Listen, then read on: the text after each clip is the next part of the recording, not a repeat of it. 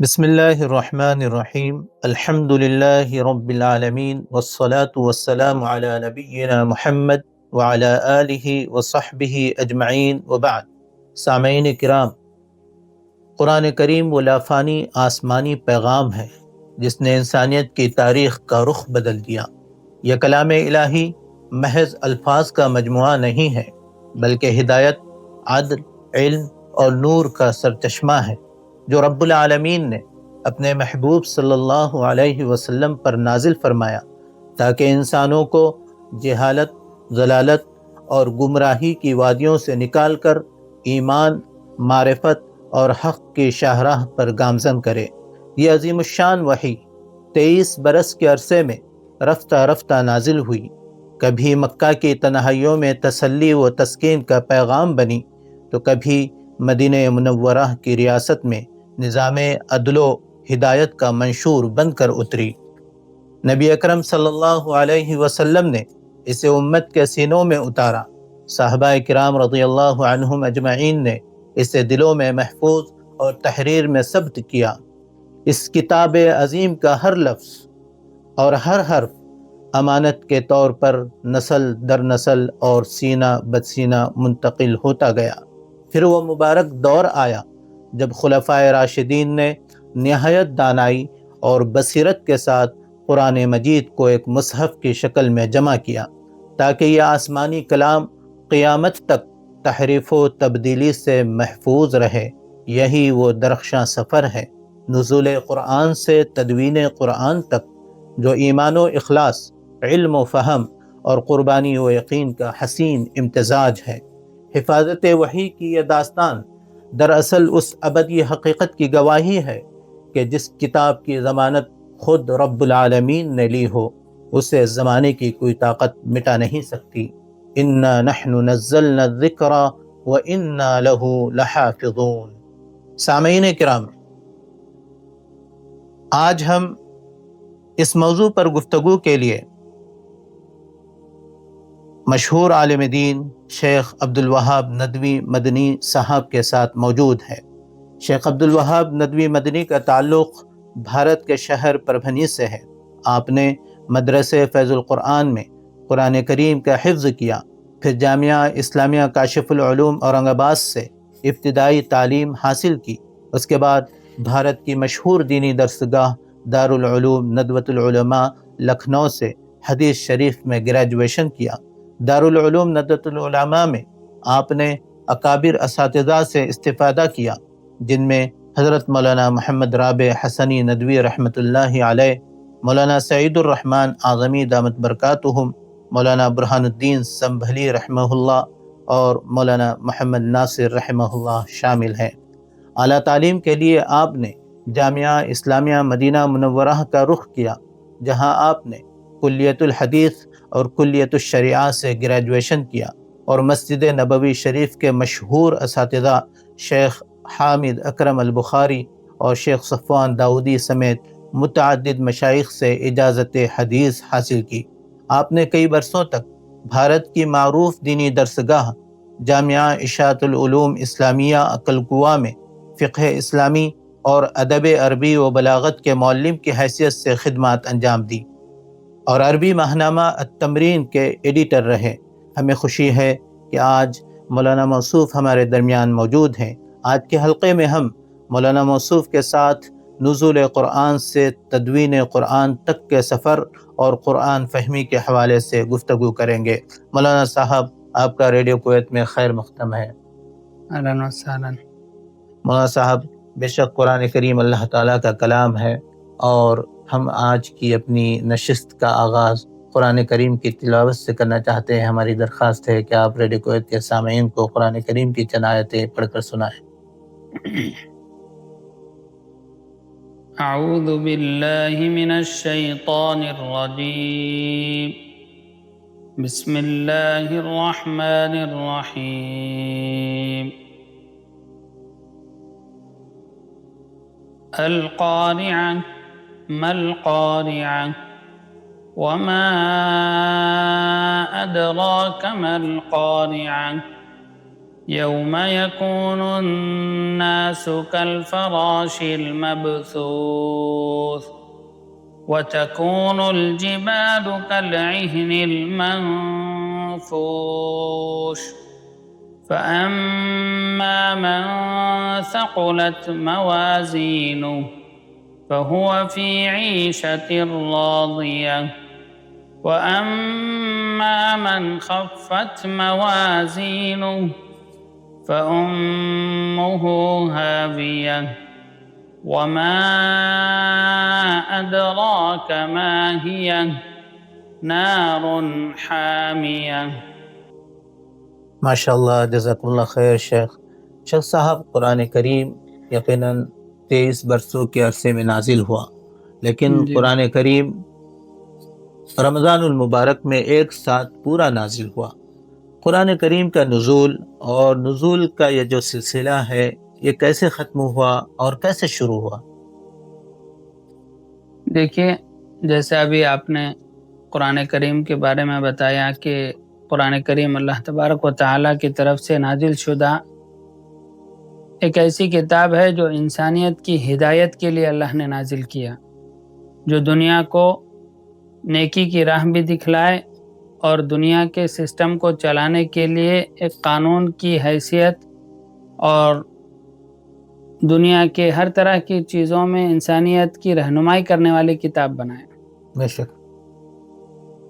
تو اس کے لیے قرآن کے نزول کا آغاز تو اللہ کے نبی صلی اللہ علیہ وسلم کی عمر جب 40 برس کی ہوئی سن 610 عیسوی میں، تو پہلی مرتبہ حضرت جبرائیل علیہ السلام آپ علیہ السلام کے پاس غار حرا میں تشریف لائے اور ابتداء قرآن کی نزول کی سب سے پہلے سورہ علق کی 5 آیتیں آپ علیہ السلام پر نازل ہوئی۔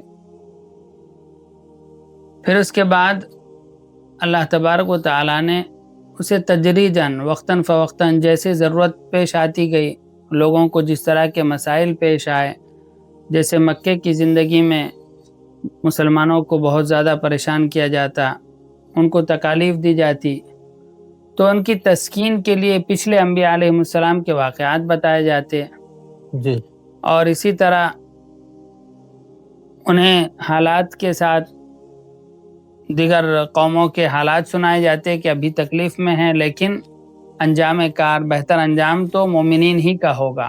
بے شک۔ اور جو مشرکین ہیں یا جو اسلام دشمن ہیں، جو اللہ تبارک و تعالیٰ کے غضب کو خود دعوت دیتے ہیں اپنے اعمال سے، ان کا انجام کس طرح اللہ تعالیٰ نے پچھلی قوموں میں کیا، اس کو اللہ تبارک و تعالیٰ نے مکے کے دور میں آپ علیہ السلام پر وہ آیتیں نازل فرمائیں۔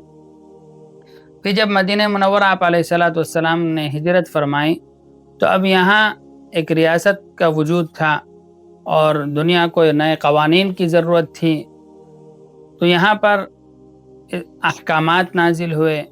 اور اگر یوں سمجھے کہ اگر ایک ساتھ قرآن پاک نازل ہوتا تو بہت ساری چیزیں جو معاشرے کے اندر تبدیلی چاہیے تھا لوگوں کے اندر، تو وہ تبدیلی ان کے اوپر شاخ گزرتی۔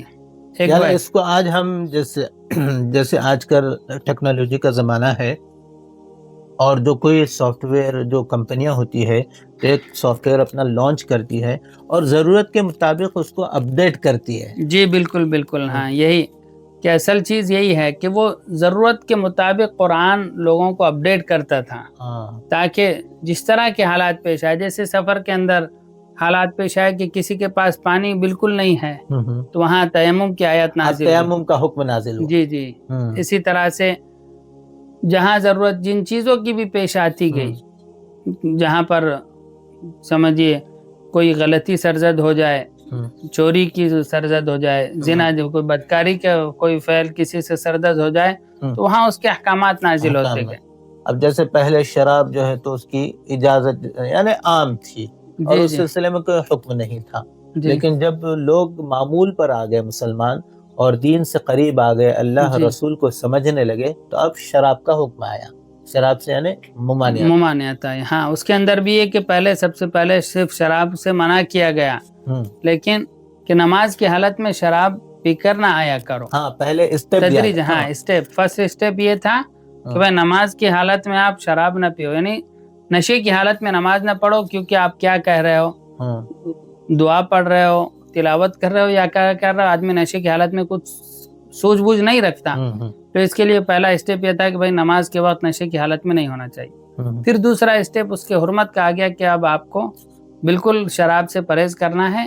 تو اب اتنے دنوں میں لوگوں کو اس کی عادت بھی ہو گئی، ان کے دل بھی ایمان سے معمور ہو گئے، تو اس کی وجہ سے جب شراب کی حرمت کا حکم نازل ہوا تو مدینے کی گلیوں میں آتا ہے کہ شراب نالیوں کے اندر بہنے لگی تھی۔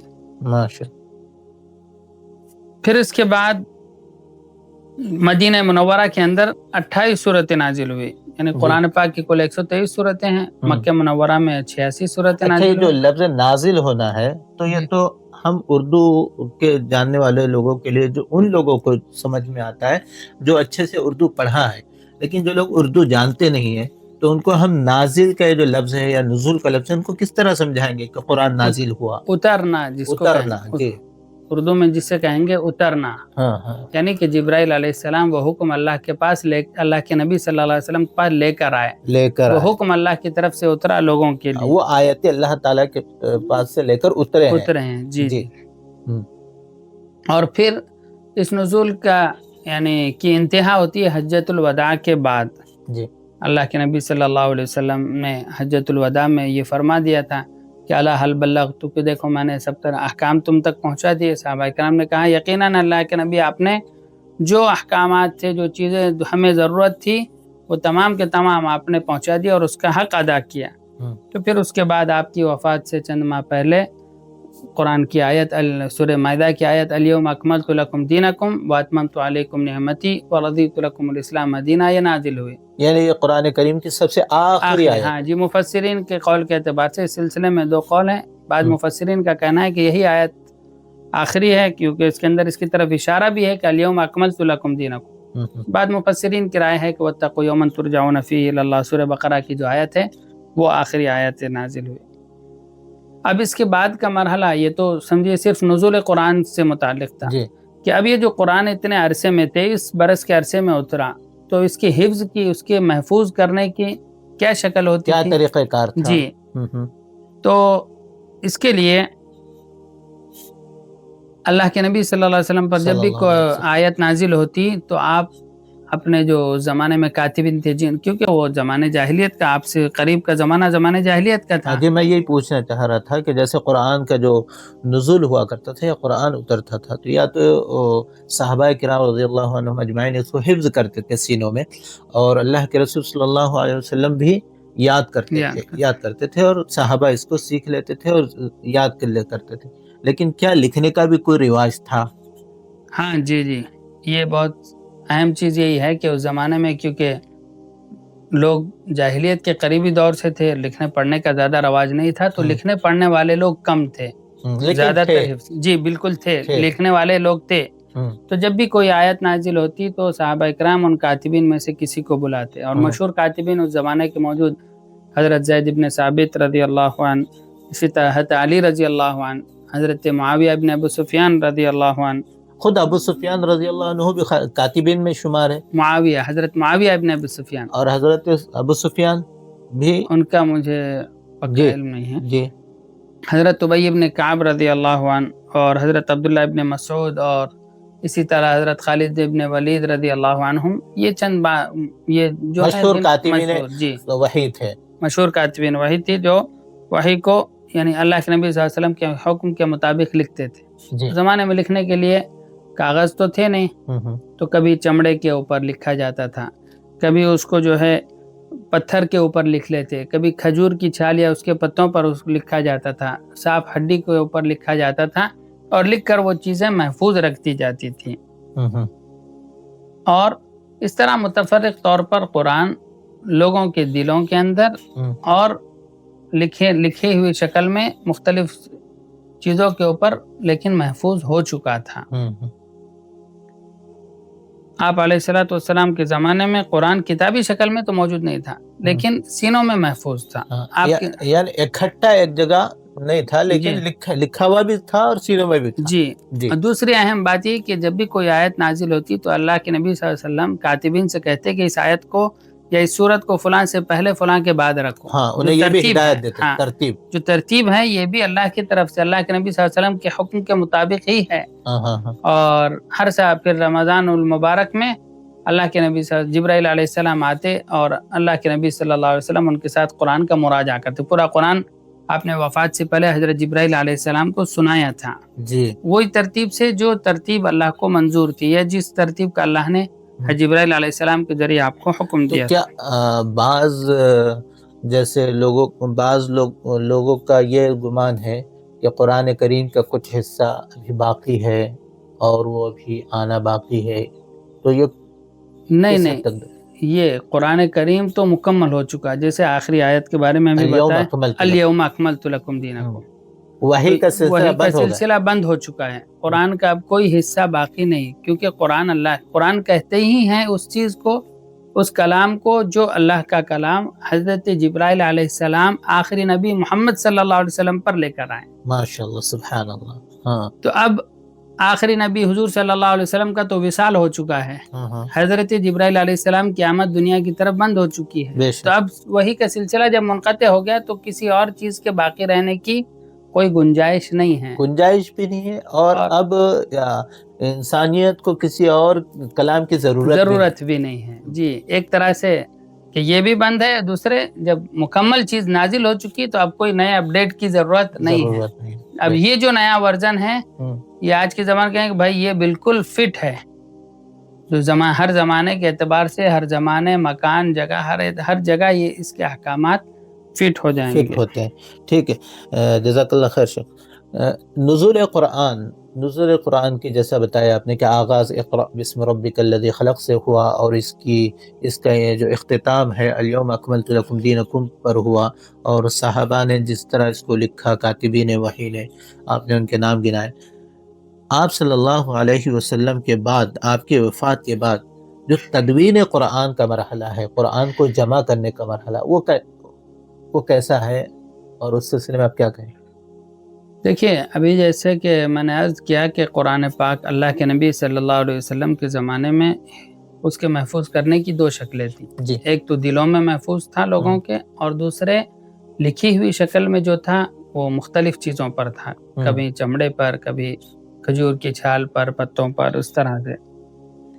تو حضرت ابوبکر رضی اللہ تعالیٰ عنہ کے زمانے میں جب جنگ یمامہ ہوئی اور اس میں بہت سارے صحابہ اکرام شہید ہو گئے، اور جن میں اکثر حفاظ تھے، تو حضرت عمر رضی اللہ تعالیٰ عنہ نے حضرت ابوبکر رضی اللہ عنہ کو توجہ دلائی کہ دیکھیے اللہ کے نبی صلی اللہ علیہ وسلم کے زمانے میں تو آپ باقاعد حیات تھے، اور اس کا امکان تھا کہ اللہ کی طرف سے کوئی اور وحی نازل ہو جائے، قرآن کی کوئی اور آیت نازل ہو جائے. اب جب آپ علیہ الصلوۃ والسلام اس دنیا میں نہیں رہے تو اب کوئی نئی وحی آنا، کوئی آیت کا نازل ہونا، اس کا امکان، اس کی گنجائش بالکل ختم ہو چکی. اب جو قرآن کی ترتیب اللہ کے نبی صلی اللہ علیہ وسلم نے بتائی تھی اس کے مطابق ایک قرآن کو مرتب کر لیا جائے، ایک جگہ محفوظ کیا جائے. تو حضرت ابوبکر رضی اللہ عنہ کو کافی تردد ہوا. وہ کہتے تھے کہ جو کام اللہ کے نبی علیہ الصلوۃ والسلام نے نہیں کیا میں کیسے کر لوں؟ اگر یہ چیز ضروری ہوتی تو آپ کرتے. حضرت عمر کہتے کہ اس زمانے میں یہ امکان تھا اس لیے نہیں کیا، اور ابھی اس کی اس لیے ضرورت ہے کہ حفاظ جن کے دلوں میں قرآن محفوظ ہے وہ اس دنیا سے رخصت ہو رہے ہیں، ہمیں جمع کرنا چاہیے. تو پھر اللہ تعالیٰ نے ان کے دل میں بات ڈال دی. حضرت ابوبکر کہتے ہیں کہ پھر میرا دل اس سے منشرح ہو گیا کہ میں قرآن کو محفوظ کر لوں، یہ اس قرآن کی تدوین کر لوں، جمع کر لوں. تو پھر انہوں نے حضرت زید ابن ثابت رضی اللہ عنہ کی نگرانی میں ایک پوری ٹیم بنائی. ان سے کہا کہ بھائی جو بھی حفاظ اکرام ہیں ان سے پوچھا جائے کہ یہ قرآن کی آیت ہے، اس ترتیب سے نازل ہوئی، اس کے بعد یہ اور اس کے بعد یہ. کوئی بھی آ کر یہ کہہ دے کہ یہ قرآن کی آیت میں نے اللہ کے نبی سے سنی تو اس کو قبول نہیں کیا جائے گا. اس کے لیے ضروری تھا کہ دو گواہ چاہیے کہ میں یہ آیت اللہ کے نبی صلی اللہ علیہ وسلم سے میں نے سنی ہے یا آپ نے مجھے لکھائی ہے. تو اس طرح سے اس ترتیب کے ساتھ وہ پوری ٹیم بنائی گئی اور انہوں نے قرآن کو ایک جگہ اس کو محفوظ کر لیا. تو یہ کام، یہ تدوین کا پہلا مرحلہ ہے جو حضرت ابوبکر رضی اللہ تعالیٰ عنہ کے زمانے میں ہوا. ٹھیک جی. پھر اس کے بعد حضرت عثمان رضی اللہ تعالیٰ، حضرت ابوبکر اور حضرت عمر رضی اللہ عنہ کے زمانے میں وہ قرآن چلتا رہا، لیکن قرآن کے اس کے مختلف نسخے بنائے گئے. تو لوگ اس کو الگ الگ لہجوں میں، جیسے عربوں میں آج بھی الگ الگ لہجے پائے جاتے ہیں، تلفظ میں کچھ فرق پایا جاتا ہے. ہم نے پچھلے حلقے میں بھی ان لہجوں پر گفتگو کی ہے. اچھا، ماشاء اللہ، بہت اچھی بات. تو اب اس لہجوں کے اعتبار سے اختلاف تھا لوگوں کے، تو حضرت عثمان رضی اللہ تعالیٰ عنہ نے ان تمام چیزوں کو سب کو ایک جگہ کیا، کہا مختلف لہجے اور مختلف چیزوں سے ہو سکتا ہے کہ بھائی ہم تو عرب ہیں، ہم اس کو صحیح پڑھ لیں گے، صحیح سمجھ لیں گے، لیکن جب یہ قرآن اور اب دین اسلام عرب کے حدود پار کر کے مختلف ممالک کی طرف بڑھ رہا ہے، تو اب عجمیوں کے لیے قرآن کا پڑھنا، سمجھنا، سیکھنا مشکل ہو جائے گا. کوئی آ کر کہے گا یہ لہجہ، کوئی آ کر کہے گا یہ لہجہ. تو انہوں نے ان تمام چیزوں کو کہ لہجوں کو ختم کر کے اس کو کہتے ہیں قرآن جمع علی حرف واحد، کہ ایک طریقہ بتایا اور اسی کے مطابق اس کی تدوین ہوئی، اسی کے مطابق اس کی کتابت ہوئی. اسی لیے ہم آج کل قرآن کو مصحف عثمانی کہتے ہیں. اچھا، بے شک، مصحف عثمانی، جس کا مطلب یہ کہ بھائی اختلاف لہجہ یہ کچھ نہیں، جو ایک حضرت یعنی جو صحیح طریقہ جو ثابت تھا اس کے مطابق حضرت عثمان رضی اللہ تعالیٰ نے اس کو مکمل کیا اور پھر اس کے مختلف نسخے بنا کے دنیا کے مختلف ممالک میں لوگوں کو پہنچا دیا اور لوگوں کو یہ حکم دیا کہ اب اسی کے مطابق قرآن کریم پڑھا جائے گا اور لکھا جائے گا. تو اسی لیے اس کے لکھنے کے باقاعدہ قواعد بھی ہیں اور پڑھنے کے جو قرآن تجوید املا کے بھی قواعد، قرآن کریم کو لکھنے کے املا کے قواعد. جی، قرآن کریم کے لکھنے کے املا کے بھی قواعد پائے جاتے ہیں. تو اس طرح سے قرآن کی تدوین ہوئی اور دو اس کے دور ہیں، حضرت ابوبکر رضی اللہ عنہ کا اور ایک حضرت عثمان رضی اللہ تعالیٰ عنہ کا. اور جو آج ہمارے ہاتھوں میں جو قرآن کریم ہے وہ یہ جو لکھاوٹ ہے یہ حضرت عثمان رضی اللہ تعالیٰ عنہ کے. اس کے بعد نسخے بھی جیسے ترکی کے استنبول کے میوزیم میں ہیں، تاشقند میں ہیں. ڈاکٹر حمید اللہ صاحب نے جو حیدرآباد کے ہیں، انہوں نے میں نے ایک تحقیق پڑھا ہے کہ انہوں نے ان نسخوں کو بھی جمع کیا، جیسے کچھ دستاویز جمع کیے جو صحابہ کرام نے اپنے ہاتھوں سے لکھا تھا. ہاں جی، بالکل ممکن. اور ان میں نام بھی ہے کہ صحابی کا، کہ جس صحابی نے لکھا ہے اس صحابی کا نام. ہاں جی، ماشاءاللہ. وہ تو کیونکہ بڑے محقق آدمی تھے، ان کو اس کی کافی جستجو تھی اور اس لیے ان کی کوشش ہے یقیناً. بے شک. شیخ صاحب، سند قرآن، یہ تو تدوین قرآن کی بات ہوئی. سند قرآن ہم تک کیسے پہنچا، ہم تک کیسے پہنچا، اور سند کی اہمیت کیا؟ کیونکہ بہت سارے لوگوں کو اس کا علم نہیں ہے اور ایک عام مسلمان کو تو اس کا پتہ بھی نہیں ہے. جب اس کا اندازہ ہوگا تو ظاہر بات ہے اس کی اہمیت ہمارے دلوں میں بڑھے گی. جی بالکل، بہت اہم نقطے کی طرف آپ نے اشارہ کیا کہ قرآن کریم، جیسے ابھی میں نے عرض کیا کہ حضرت عثمان رضی اللہ تعالیٰ عنہ نے قرآن کو ایک جا کیا، اس کے مختلف نسخے لوگوں تک پہنچا دیے، بھیج دیے. تو اب قرآن ہم تک جو پہنچا ہے وہ ہم تک پہنچنے کی دو شکلیں ہیں. ایک تو زبانی طور پر کہ لوگ لفظ بلفظ ہم نے سیکھا، جیسے ہم نے بچپن میں، ہم لوگ بھی جب چھوٹے تھے تو قرآن ہم لوگ تھوڑی دیکھ کر پڑھتے تھے، اپنے والدین سے، اپنے اساتذہ سے سورہ سن کے. آج بھی چھوٹے بچے مسجد میں جاتے ہیں، سورہ سن کے الحمدللہ رب العالمین یا جو چیزیں زیادہ سنتے وہ یاد کر لیتے. تو پہلے تو صدر بالصدر یا زبان بزبان کے زبان کے ذریعے زبانی طور پر ایک ہم تک پہنچا، دوسرے تحریری طور پر پہنچا. دوسری چیز زبانی طور پر پہنچنے کے اندر شروع اس زمانے سے اس بات کا اہتمام، اور آج تک کے چلا آ رہا ہے، 1400 سال آج ہو چکے ہیں اور آج تک کے اس بات کا اہتمام چلا آ رہا ہے کہ جو لوگ حفاظ اور جو قراء ہوتے ہیں سند کے ساتھ کہ بھائی میں نے قرآن اس طریقے سے اپنے فلاں استاد سے پڑھا اور ان استاد نے اپنے استاد سے پڑھا، انہوں نے اپنے استاد سے. تو یہ پوری چین، پورے سلسلہ، پوری کڑی ہے جو کڑی ہمیں لے جا کر ملاتی ہے تابعین تک.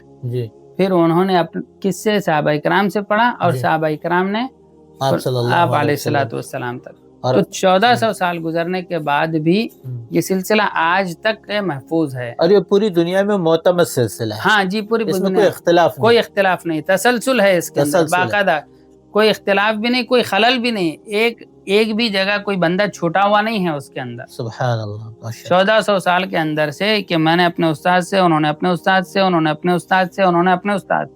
ہر شخص اپنے استاد کا نام لکھ کر یعنی اور اس کی لکھتا جاتا تھا اور نقل کرتا تھا اور اس کی سند کو محفوظ کرتا. تو یہ ہمارے پاس ایک تو کتابی شکل میں بھی ہے ہی، دوسرے اس سند کے ساتھ بھی ہم تک کے قرآن پورے طور پر قرآن کا اعجاز کہ دنیا میں آپ کہیں بھی چلے جائے قرآن وہی ملے گا آپ کو، چاہے مشرق میں جائے، چاہے مغرب میں جائیں آپ، یا شمال میں یا جنوب میں، قرآن وہی ملے گا.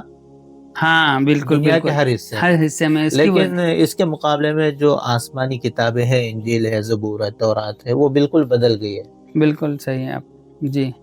اور کیونکہ اصل قرآن کی حفاظت کا وعدہ خود اللہ نے کیا تھا، انا نحن نزلنا الذکر وانا لہ لحافظون. آپ بے شک. دیکھیں کوئی چھوٹی سی بھی غلطی ہم سے پڑھنے میں زیر زبر بھی غلط ہو جائے جی تو کوئی چھوٹا سا بچہ بھی ہمیں ٹوک سکتا ہے کہ بھائی یہ غلط آپ نے پڑھا. اس کو کیوں؟ حق ہے ٹوکنے اس کا. کو حق ہے، کیونکہ قرآن کا اللہ تعالیٰ نے اعزاز اس کو ایسے بنایا ہی ہے کہ بھائی جو صحیح ہے وہی پڑھا جائے گا، وہی قبول ہوگا. بے شک بے شک. جو غلط ہوگا وہ قابل قبول نہیں ہوگا. جی شیخ صاحب، قرآن کریم ماشاءاللہ رمضان المبارک میں عام طور پر ہر مسلمان پڑھنے کی کوشش کرتا ہے اور قرآن جی سے بے قریب شک بے آتا شک ہے. صحیح. قرآن تلاوت کے لیے ہے، قرآن سمجھنے کے لیے بھی ہے، قرآن تدبر کے لیے بھی ہے. جی لیکن بہت سارے لوگوں نے قرآن کو ذریعہ ایصال ثواب اور ذریعہ ثواب بنا کر رکھا ہے. آپ کیا کہیں گے اس سلسلے میں؟ جی بے شک یہ بہت اہم بات ہے کہ قرآن پاک اصل قرآن پاک کی حیثیت دو طرح کی ہیں. جی ایک تو قرآن پاک تلاوت کے لیے، یعنی قرآن پاک کی تلاوت مستقل عبادت ہے، مستقل یہ ایک الگ عبادت ہے. جی جی. اور کیونکہ قرآن پاک جیسے آپ نے پہلے بھی فرمایا تھا کہ قرآن پاک ہدایت کے لیے نازل کیا گیا، لوگوں کی رہنمائی کے لیے نازل کیا گیا، تو یہ رہنمائی ہمیں صرف تلاوت کرنے سے، بغیر سمجھے پڑھنے سے نہیں حاصل ہوگی. جی اب اس کے لیے اس کا سمجھنا، غور و فکر کرنا، اس سے ہمیں یہ رہنمائی حاصل ہوگی. جی اور اس کے لیے خود قرآن نے بھی کہا تھا فَلَا يَتَدَبَّرُونَ الْقُرْآنَ مَا عَلَىٰ قُلُوبٍ أَقْفَالُهَا. یہ لوگ قرآن میں غور و فکر کیوں نہیں کرتے؟ کیا ان کے دلوں پر تالے لگے ہوئے ہیں؟ اور قرآن یہ کہتا خود ہے، قرآن کہتا ہے کیا ان کے دلوں پہ تالے لگے ہوئے ہیں؟ جی. اور پھر قرآن کا وَلَقَدْ يَسَّرْنَا الْقُرْآنَ لِلذِّكْرِ فَهَلْ مِن مُدَّكِّرٍ کہ قرآن کو تو ہم نے آسان بنایا ہے، کوئی سمجھنا چاہے تو وہ بالکل اس کو سمجھ سکتا ہے. قرآن خود کہہ رہا ہے. ہاں قرآن خود کہتا ہے. تو اس کے لیے اگر ہم صرف روحانی سکون یا ثواب چاہتے ہیں تو یہ تلاوت ہمارے روزانہ کا ایک حصہ ہونا ضروری ہے ہر شخص کے لیے، صرف رمضان میں ہی نہیں بلکہ ہمارے سال بھر کے معمولات میں سے ہونا چاہیے کہ روزانہ کچھ نہ کچھ حصہ ہم قرآن کا تلاوت کریں، کچھ نہ کچھ قرآن پڑھیں تاکہ ہمیں کریں. ہم جس طرح ہم لوگ ڈیوٹی جاتے ہیں تو یہ ہمارا ٹائم شیڈول ہے کہ ہمیں اتنے بجے سے اتنے بجے تک کام پر جانا ہے، بالکل پھر گھر لوٹنا ہے، اور پھر سودے کے لیے مارکیٹ جانا ہے فلاں فلاں. لیکن ہم قرآن کریم کا کوئی وقت طے نہیں کرتے ہیں. اپنا شیڈول بنائیں، اپنے روزانہ کی روزمرہ کی زندگی کے روٹین میں اس کو شامل کریں. ہمیں کم از کم پاؤ پارا، ایک پارا، آدھا پارا، جتنا میسر ہو سکے، کیونکہ قرآن کی تلاوت سے حدیث میں آتا ہے کہ دلوں پر زنگ لگ جاتا ہے جیسے لوہے کو زنگ لگتا ہے. تو صحابہ نے کہا کہ اللہ کے نبی لوہے کا زنگ تو نکلتا ہے اس کو دھونے سے، اس کے جو کیمیکلز ڈالنے سے، دل کا زنگ کیسے نکلے گا؟ تو آپ علیہ السلام نے فرمایا قرآن کی تلاوت سے، اللہ کے ذکر سے. تو یہ زنگ دور کرنے کا ذریعہ ہے. روزانہ ہم پڑھیں گے تو ہمارا دل اتنا صاف ہوگا، ثواب ملے گا. ثواب کے بارے میں بھی حدیث میں آتا ہے ہر حرف کے بدلے 10 نیکیاں ہیں. سبحان اللہ. تو اب اس کے اندر بعض لوگ افراط و تفریط کا شکار ہو جاتے ہیں. جی بھائی کہ بعض لوگ صرف تلاوت کو لے کے بیٹھ گئے کہ بھائی ہم روزانہ تلاوت ہی کر رہے ہیں. قرآن کے نزول کا جو اصل مقصد ہدایت ہے، اب اس کی طرف توجہ کم ہو جاتی ہے. تو اب قرآن کو تو اللہ نے نازل کیا ہدایت کے لیے، سمجھنے کے لیے. تو اب تدبر جب ہم کریں گے، قرآن کو سمجھنے کی کوشش کریں گے، اب اس کی مختلف شکلیں ہو سکتی ہیں. بھائی آپ کوئی تفسیر قرآن کا مطالعہ کریں، تفسیر پڑھیں، کسی کے درست تفسیر میں شرکت کرتے رہیں، ان کو سمجھنے کی کوشش کریں، اس پہ تدبر کرتے رہیں. تو اگر یہ چیز کریں گے تو جیسے بتایا کہ تلاوت سے تو روحانی سکون اور ثواب ملے گا، تدبر سے کیا ہوگا؟ ہمیں ہدایت ملے گی، ہماری اپنی اصلاح ہوگی، معاشرے کی اصلاح ہوگی، اور پھر عمل کی توفیق ہوگی، ہمیں نئی چیزیں معلوم ہوگی، جو چیزیں ہم سے ابھی تک کے چھپی ہوئی. جیسے قرآن ہدایت ہے، لیکن ہدایت کس کے لیے؟ قرآن کہتا ہے الف لام میم ذالک الکتاب لا ریب فیہ ھدی للمتقین. مومنین نہیں کہہ رہا ہے، ھدی للمتقین. اب جب تک ایک تلاوت کرنے والوں کو، قرآن کریم پڑھنے والے کو یہ نہیں پتہ چلے گا کہ یہ ہدایت جو کتاب پڑھ رہے ہیں ہم ہدایت کی، تو یہ کس کے لیے ہدایت ہے، جب تک اس کو سمجھ نہیں آئے گا تو وہ ہدایت نہیں رہے گی اس کے لیے. ظاہر بات، ثواب تو مل جائے گا. جی صحیح بات ہے، لیکن وہ اپنے ہدایت کے لیے اس نے کوئی راستہ اختیار نہیں کیا. جزاک اللہ خیر شیخ صاحب. آپ نے کہا کہ تدبر کرنا چاہیے، سمجھنا چاہیے، تو اس کو سمجھنے کے لیے قرآن کریم تو عربی میں ہے، اور اردو زبان میں یا پھر ہندی میں یا پھر انگلش میں قرآن کریم کے بہت سارے ترجمے ہیں، تفسیر بھی ہے، لیکن معتمد کیونکہ بہت سارے لوگوں نے لکھے ہیں، الگ الگ جی لوگوں نے لکھے ہیں ترجمے، تو ہمیں جیسے اردو میں کس ترجمے کو فالو کرنا چاہیے، ہندی میں کون سے ترجموں کو فالو کرنا چاہیے، اور تفسیر میں کون سے، یعنی آسان ایک عام مسلمان کے لیے؟ جی جی جی بہت اچھا اور اہم سوال ہے کہ لوگوں کو اس کی ضرورت ہوتی ہے. لوگ چاہتے ہیں قرآن کو سمجھیں، لیکن جب دیکھتے ہیں مختلف قسم کی تفسیریں، مختلف قسم کے ترجمے ہمارے سامنے ہیں، تو اس کے لیے سب سے اہم چیز دیکھیں، سب سے مستند، معتبر، محفوظ تفسیر وہ ہوگی جو اللہ کے نبی صلی اللہ علیہ وسلم کے زمانے سے زیادہ قریب والے لوگوں کی، یعنی گزرے ہوئے لوگوں بے کی، شک پرانے لوگوں کی. بے شک. تو بہتر، آسان اور عربی زبان میں جیسے تفسیر ابن کثیر ہے، جی جی اس کے یعنی لوگوں نے اس کا اختصار بھی کیا 4-5 جلدوں میں اگرچہ، لیکن اب اس کو مختصر بھی کیا ہوا ہے. ٹھیک. اور پھر اب اسی تفسیر کے اردو بھی ترجمہ ہو چکا ہے، جی انگریزی ترجمہ بھی موجود ہے. تو بہتر ہے یہ کہ یہ تفسیر ہم پڑھیں، اس کے اوپر کامل اعتماد کریں. اس کے علاوہ اور بھی بہت سارے تفسیر اردو میں ہیں جن کی اپنی اپنی خصوصیات ہے، جیسے مولانا ابوالعلا مودودی رحمۃ اللہ علیہ کی تفہیم قرآن ہے، جی مولانا امین احسن اصلاحی صاحب کی تدبر قرآن ہے، اور اسی طرح حضرت مولانا اشرف علی تھانوی رحمۃ اللہ علیہ کی بیان القرآن ہے، جی اور مختلف تفاسیر لوگوں کی اپنی ہیں. تو آدمی اگر طویل پڑھنا چاہتا ہے تو جیسے مولانا مفتی شفیع عثمانی صاحب کی معارف القرآن ہے، معارف القرآن میں نے تو اس کے عام فہم بھی ہے، جی اس کے اندر تفصیل بھی ہے، مسائل کا بھی ذکر ہے، اور اس کے شان نزول وغیرہ تمام چیزیں، اس کا کافی چیزوں کا احاطہ کرنے کی کوشش کی گئی. عام فہم زبان میں اردو میں معارف القرآن ایک بہتر تفسیر میں سمجھتا ہوں. اور آج کل جدید دور کے اندر بھی جیسے مفتی تقی عثمانی صاحب کا آسان ترجمہ قرآن بھی ہے، اور جیسے ہمارے مولانا خالد سیف اللہ رحمانی صاحب کا بھی جو ہے آسان تفسیر قرآن کے نام سے مختصر سے تفسیر حاشیہ کے ساتھ ہے. تفسیر عثمانی ہے، مولانا شبیر احمد عثمانی رحمۃ اللہ، یہ تو اردو میں ہے. انگریزی میں بھی بہت سارے تفسیریں ترجمہ موجود ہیں، جیسے خود مفتی تقی عثمانی صاحب کا نوبل قرآن کے نام سے بھی ان کا انگریزی ترجمہ بھی ہے، اور مولانا عبد الماجد دریابادی رحمۃ اللہ علیہ کا انگریزی ترجمہ ہے. مولانا عبد الوحید صاحب کا بھی ہے، جی ان کا انگریزی ترجمہ ہے. خود تفہیم قرآن کا بھی انگریزی ترجمہ موجود ہے، اور مبارک پوری کا بھی انگریزی ترجمہ. جی اور ہندی میں بھی جو ہے جیسے آج کل مفتی سرور فاروقی صاحب کا ایک ہندی کا ترجمہ موجود ہے، اور عزیز الحق عمری صاحب کا ترجمہ ہندی کے اندر موجود ہے. مختلف تراجم، اور مولانا ارشد مدنی نے بھی حال میں ماشاءاللہ کافی عمدہ ہندی میں ترجمہ اور تفسیر بھی کی ہے. جزاک اللہ خیر شیخ صاحب. شیخ صاحب ہم کویت میں، یہ کویت ریڈیو ہے، اور کویت کے قرآن کے حوالے سے جو خدمات ہے وہ ناقابل بیان ہے. جی بے شک، بالکل کئی میدانوں میں کویت قرآن کریم کی خدمت میں کے میدان میں کام کر رہا ہے، تو کچھ ہلکے سی کچھ آپ اشارہ فرمائیں.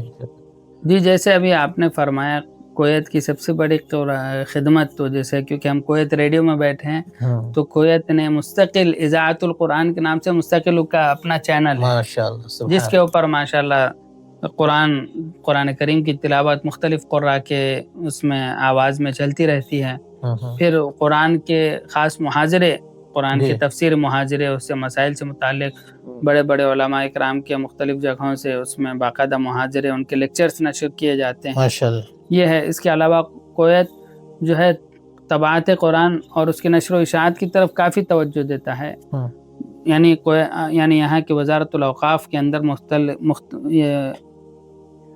خاص طور پر ایک شعبہ ہی ہے جو نشر و اشاعت کا کام کرتا ہے، جو قرآن کی طباعت کر کے ان ممالک میں، جو افریقی ممالک، جو غریب ممالک ہیں، جہاں ان کے پاس چیزیں میسر نہیں ہیں، وہاں تک قرآن فری، جی بغیر کسی اس کے لوگ باقاعدہ پہنچاتے ہیں. یہاں سے ٹیم جاتی ہے پوری، جو وہاں پر مدرسوں میں، مسجدوں کے اندر قرآن رکھتے ہیں، دیتے ہیں ان کو پڑھنے کے لیے. اس کے علاوہ خود ترجمہ قرآن کے اوپر میں نے مساجد میں قرآن کریم کے کچھ وہ نسخے دیکھے کویت کے مساجد میں جو نابینا لوگوں کے لیے، اور یہ بھی بہت بڑی خدمت. جی بہت بڑی خدمت ہے. نابینا لوگوں کے جیسے ان کا پڑھنے کا انداز، ان کی لکھائی جو ہوتی ہے وہ پڑھتے ہیں، ہاتھ رکھ کر وہ سمجھتے اور پڑھتے ہیں، اور مستقل اس کی تعلیم ہوتی. تو کویت کا ایک بہت بڑا کارنامہ ایک نابینا کے لیے انہوں نے اس طرح کے مصاحف بڑی اس میں سائز میں بنا کر رکھے ہیں اور نابینا لوگ اس سے اور ہر مسجد میں اویلیبل ہے. جی ہر مسجد میں اویلیبل ہے. اس سے اہم چیز کویت کی خدمت میں ایک اور اہم کہ کویت کا عالمی مسابقۃ القرآن ہے ماشاءاللہ، جو لوگوں کے اندر تحریض کے لیے جذبہ شوق پیدا ہونے کے لیے، اور میں سمجھتا ہوں کہ سب سے زیادہ قیمتی دنیا کے اندر یہیں کا ایوارڈ اس کے قیمتی ہوتا ہے اور معیاری ہے. جی معیاری ہوتا ہے.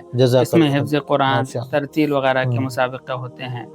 اور ایک اہم چیز حفظ قرآن کی طرف ترغیب دلانے کے لیے وزارت الاوقاف کے تحت یہاں پر ہر 3 ماہ 4 ماہ پر حفظ قرآن کے وہ امتحانات ہوتے ہیں. ہر جس میں عمر کی کوئی تحدید نہیں ہے، جنس کی کوئی تحدید نہیں ہے، مرد ہو عورت ہو، بچہ ہو بچی ہو، بوڑھا ہو جوان ہو، کوئی بھی ہو، قرآن کا جتنا حصہ وہ یاد کر سکتا ہے یاد کر کے وہاں سنائیں.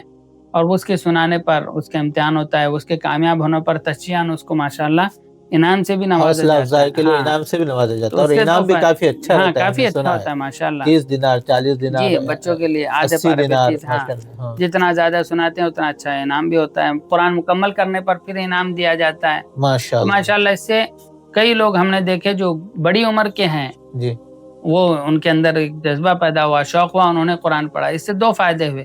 ایک تو انہوں نے قرآن یاد کیا، دوسرے صحیح پڑھا اور اس کا امتحان دے کے کامیاب بھی ہوئے. قرآن پڑھ لینا نہیں، صحیح پڑھنا، اس کا امتحان بھی دینا، اس سے بھی ایک بڑا فائدہ ہو جاتا ہے. بہت اللہ تعالیٰ کویت کو خوب جزائے خیر دے، خوب ترقی دے. کویت کے جو ذمہ داران ہیں انہیں ترقی دے اور اللہ تعالیٰ ان کی ان خدمتوں کو قبول کرے. مولانا صاحب، ہم نے آج کی اس نشست میں بہت ساری باتیں کری، نزول قرآن سے اختتام نزول تک، اور پھر کاتبین وحی کے حوالے سے بھی گفتگو کی، تدوین قرآن سے متعلق بھی آپ سے گفتگو کی، سند قرآن سے متعلق بھی، اور تلاوت کافی ہے یا تدبر بھی ضروری ہے، یعنی غور و فکر بھی ضروری ہے، اس حوالے سے بھی ہم نے بات کی. اور قرآن کریم کو سمجھنے کے لیے اردو، ہندی اور انگلش میں کون سے تراجم اور تفاسیر موجود ہے، اس بارے میں بھی ہم نے گفتگو کی. اسی طرح قرآن کریم کی خدمت کے حوالے سے کویت کی جو خدمات ہے اس پر بھی ہلکی سی گفتگو کی. جزاک اللہ خیر آپ کا ہمارے ریڈیو کویت میں گیسٹ شرکت کا. اللہ تعالیٰ آپ کی اس محنت کو قبول کرے. جزاک اللہ. اللہ تعالیٰ ہمارے رمضان کے روزوں کو، عبادتوں کو اور تلاوتوں کو قبول فرمائے. السلام علیکم ورحمۃ اللہ وبرکاتہ. وعلیکم السلام ورحمۃ اللہ وبرکاتہ.